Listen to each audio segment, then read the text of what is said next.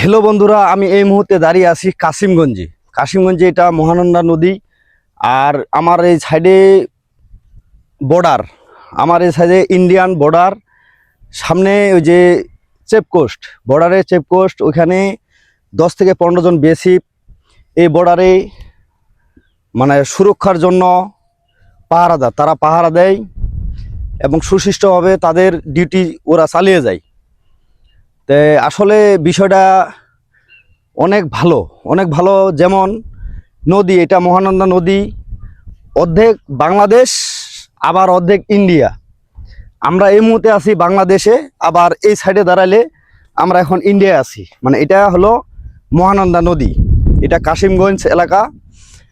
আর এই জায়গায় মনে করেন এই যে এই পাশ দিয়ে মানে সেই শিলিগুড়ি ব্রিজ দিয়ে এই পানিটা আসে শিলিগুড়ি ব্রিজ দিয়ে এই পাশ দিয়ে, আবার তেঁতুলিয়া দিয়ে ইন্ডিয়ায় ঢুকে গেছে এই নদী। তো নদীটা সম্পূর্ণ বাংলাদেশের না, অর্ধেক ইন্ডিয়া অর্ধেক বাংলাদেশ। তো বিষয়টা অনেক ভালো লাগলো, এর জন্য ভিডিওটা আপনাদের মাঝে তুলে ধরলাম। আর বিশেষ করে এই ভিডিওটা সবার মাঝে ছড়িয়ে দিয়ে একটু মানে শেয়ার করে দিবেন। শেয়ার করে দিলে সবাই জিনিসটা বুঝবে। তো এরকম বাংলাদেশে ইন্ডিয়ান বর্ডার আছে, মানে খুব সুন্দর একটা আকর্ষণীয় দেখার একটা সৌন্দর্য।